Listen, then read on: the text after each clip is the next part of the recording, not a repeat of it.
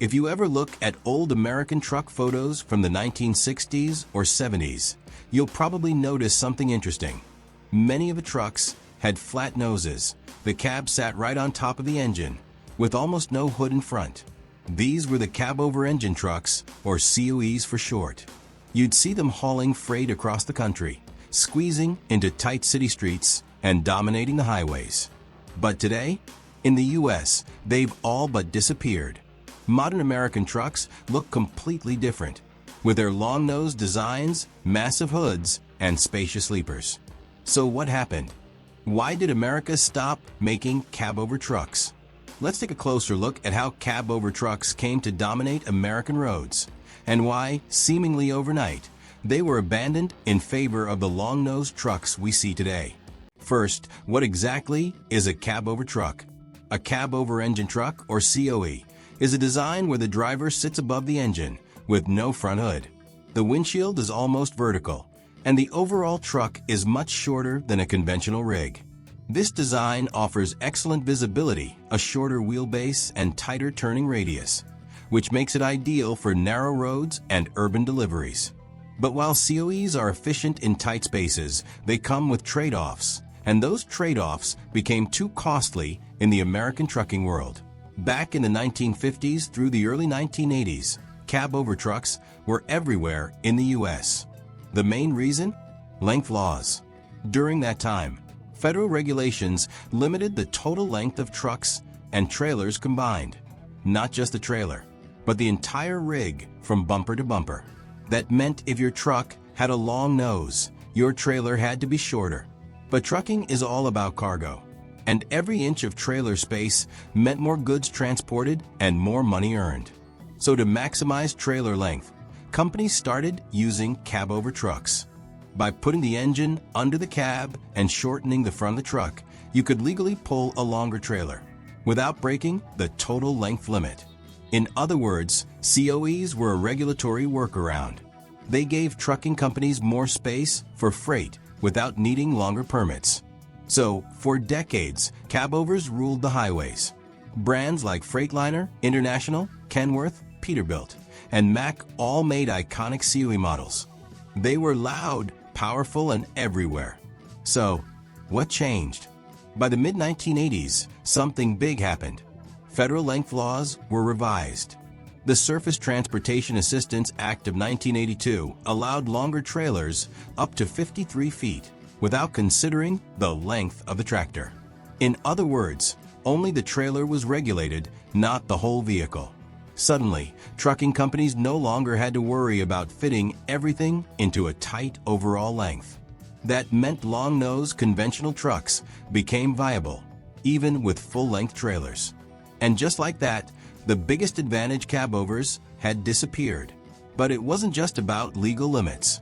Once the length restrictions were lifted, a floodgate opened, and all the problems with COEs came into focus. Problem 1. Driver comfort and ride quality. Let's be honest, Cabover trucks were not known for comfort. Because the driver sat directly on top of the engine and front axle, the ride was bouncy, rough, and loud. Every bump in the road shook the cab. On hot days, heat from the engine made the cab feel like a sauna. And on cold nights, engine vibrations were hard to ignore. In contrast, long-nosed conventional trucks had the engine out front, so the cab could be bigger, better insulated, and more spacious.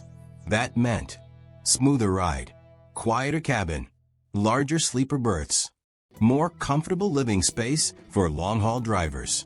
For drivers spending weeks on the road, comfort became a huge factor. And when they had a choice between a cramped Cabover or a roomier conventional, the decision was easy. Problem 2. Engine access and maintenance. Another big issue with Cabover trucks was maintenance. To access the engine, the entire cab had to tilt forward. That meant everything in the cab, coffee cups, clipboards, loose gear, had to be removed or secured before raising the cab. It was awkward, time-consuming, and inefficient. On conventional trucks, you just open the hood. Quick, easy, and no need to disturb the inside of the cab. For mechanics and fleet managers, the difference in serviceability made a big impact. Less downtime means more money saved. And as engine technology got more complex, easier access became a higher priority. Problem 3. Safety concerns. Another reason Cabover trucks fell out of favor in America was driver safety. In a Cabover, the driver is sitting right at the front of the vehicle, with almost nothing between them and a potential crash. In a head-on collision, there's very little crumple zone to absorb the impact. Conventional trucks, on the other hand, have that long hood and engine block acting as a buffer. In accidents, especially at highway speeds, this can be the difference between life and death. As safety regulations improved and crash studies became more detailed, the long-nose design proved much safer for American roads, especially considering the country's high-speed interstate system. Problem 4. American driving conditions and culture. Let's not forget America has space. Lots of it. In countries like Japan or much of Europe, roadways are tight, cities are dense, and turning radiuses matter more. That's why COEs are still popular in those regions. They can handle narrower roads and urban congestion better than long-nosed trucks. But in the US, where highways are wide and towns are built around cars and trucks, maneuverability isn't as big of a problem. Instead, driver comfort, engine power, and long-haul capability take priority. Also, American trucking has a certain culture, one that values style, individuality, and pride in your rig. Long-nosed trucks look powerful, they can be heavily customized, and they're often seen as a symbol of the open road. The Cabover design, while practical, just couldn't compete with that image. Cabover trucks haven't disappeared entirely, but they become extremely rare on US roads. As a mainstream option, the Cabover is essentially retired in the US, while continuing to thrive in other parts of the world where different road conditions and laws apply. Today, the Cabover lives on, just not on American highways. Instead, they become a fascinating part of trucking history, a reminder of how regulation, design, and culture can shape the machines we build. So next time you see a long-nosed Peterbilt or Kenworth roaring down the freeway, remember, it's not just about the engine or the chrome. It's the story of an entire industry that changed direction, literally. Thank you for watching. Please like and subscribe for more.